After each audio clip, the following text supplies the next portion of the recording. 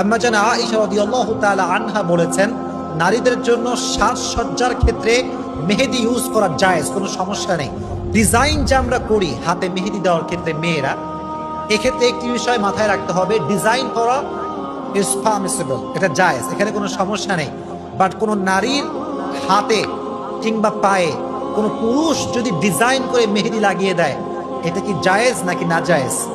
না জায়েজ। মনে রাখবেন, হাদিসে এসেছে কোনো নারীর কোনো অঙ্গে কিংবা প্রত্যঙ্গে কোনো পুরুষ যদি টাচ করে, গায়ের মাহরাম পুরুষ, তার ওই জায়গাটা জাহান্নামের জন্য অবধারিত হয়ে যায়। নাউজুবিল্লাহ পড়ে।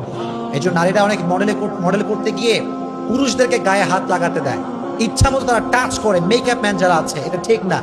যেখানেই পুরুষ টাচ করবে নারীর জায়গাতে, বিয়ে ছাড়া হারাম ভাবে ওই চামড়াটা, ওই দেহটা জাহান্নামের জন্য অবধারিত হয়ে যাবে।